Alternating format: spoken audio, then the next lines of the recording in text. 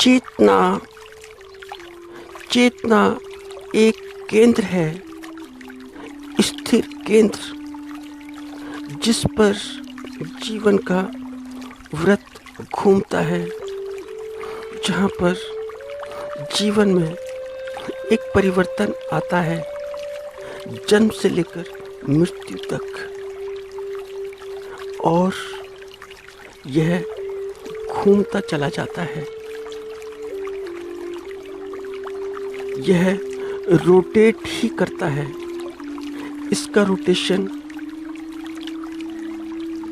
रुकता नहीं, वह कभी रुकता नहीं। रुकेगा कैसे? ना जागते रुकता, ना सोते रुकता। तुम अगर ऐसे समझो कि जागते में रोक लोगे, नहीं रोक सकते, या तुम ऐसा समझो कि सोते रोक लोगे तो सोते भी नहीं रोक सकते। यह वृत्त जीवन का घूमता घूमता सा रुकने का नाम ही नहीं लेता है, और मेरी दृष्टि से रुकना भी नहीं चाहिए। क्यों रुके?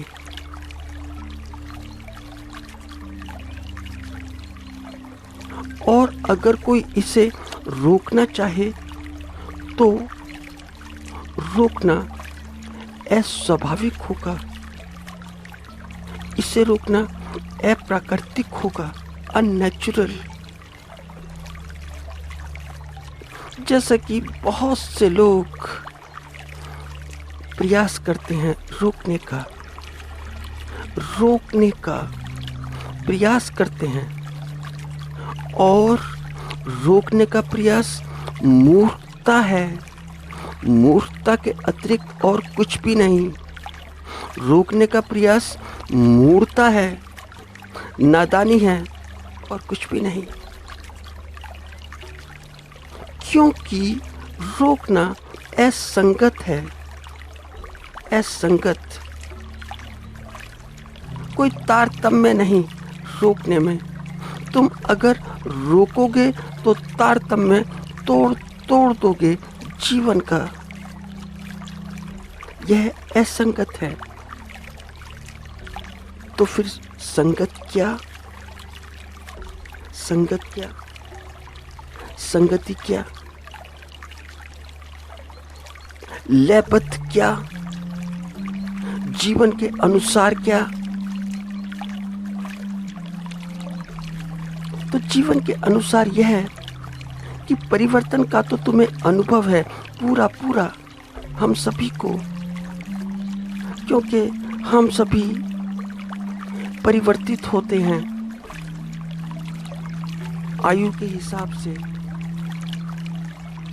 जैसे बचपन के अनुभव, वैसे युवावस्था के नहीं। जैसे युवावस्था के अनुभव, वैसे प्रौढ़ अवस्था के नहीं। और जैसे प्रौढ़ अवस्था के अनुभव, वैसे वृद्ध अवस्था के नहीं। क्योंकि परिवर्तन है, तो परिवर्तन का दूसरा नाम अगर लिया जाए तो है क्या? अनुभव। और क्या?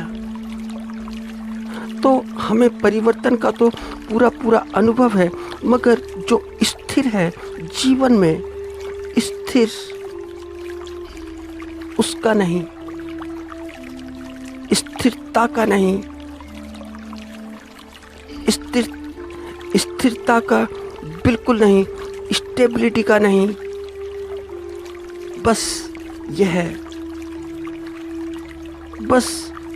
यह और संयुक्त कर लो अपने अनुभव में देखकर। बस यह और जोड़ लो, इसका एडिशन और कर लो, बस फिर बात समाप्त।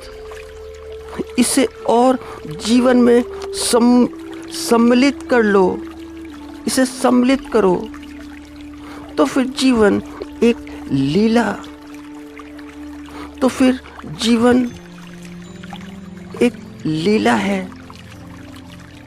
तो कल जो किया, वह भी वह भी तुम्हारी लीला थी जो कल तुमने किया था, और जो आज कर रहे हो वह भी तुम्हारी लीला है।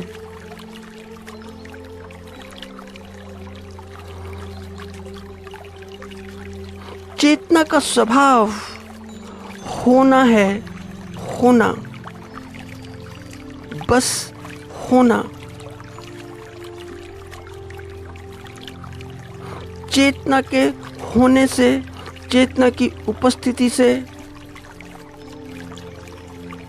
सब कुछ निर्मित होता है,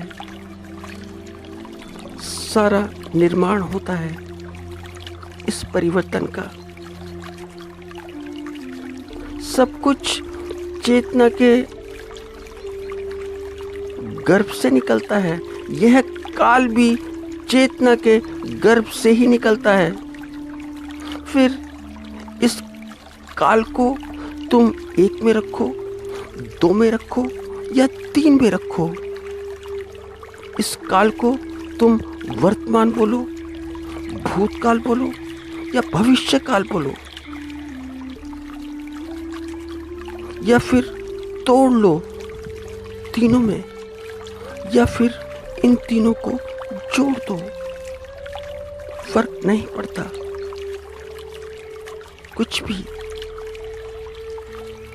मगर तीनों कालों में चेतना वही की वही है, वैसी की वैसी है। चेतना स्थिर है, चेतना शाश्वत है, नित्य है, समयातीत है, मनातीत है, विचारातीत है। इसलिए शाश्वत के अनुभव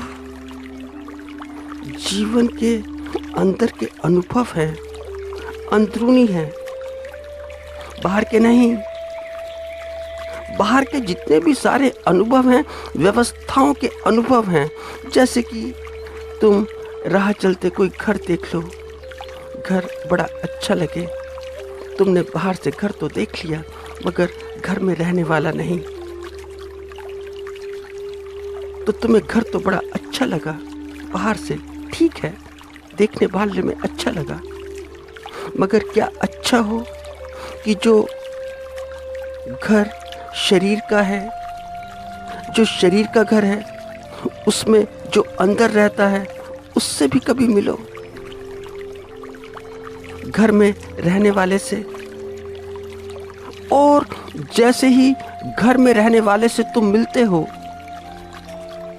और पहले तो इससे पहले कि तुम किसी से मिलो, तुम पहले अपना ही घर देख लो, अपना ही घर देखो कि तुम्हारा घर, अपना शरीर ही देख लो, अपने शरीर में रहने वाला ही देख लो, अपने घर में रहने वाला ही देख लो। क्योंकि पहले अपने घर में रहने वाला देखो। जब तुम अपने घर में रहने वाला देखोगे तो बाद में दूसरे का घर देख लेना। तो जो अपने घर में रहता है उससे थोड़ा सा भी परिचय हो जाए, थोड़ा सा, तो तुम विस्मित हो जाओगे। अपने घर में जो रहता है उससे जरा भी परिचित हो जाओ तो बड़ा बड़ा विस्मय आ जाएगा, अवाक रह जाओगे। घर में रहने वाले को देखकर आश्चर्य से भर जाओगे, यह देखकर कि सभी घरों में वह एक ही है, वह एक ही रहता है। और इस अनुभव से जीवन फिर लीला बन जाता है, लीला। तो फिर जीवन एक लीला। और कहना ठीक नहीं कि जीवन लीला बन जाता है। कहना चाहिए कि जीवन लीला हो जाती है अपने आप ही, तो फिर जीवन एक लीला है।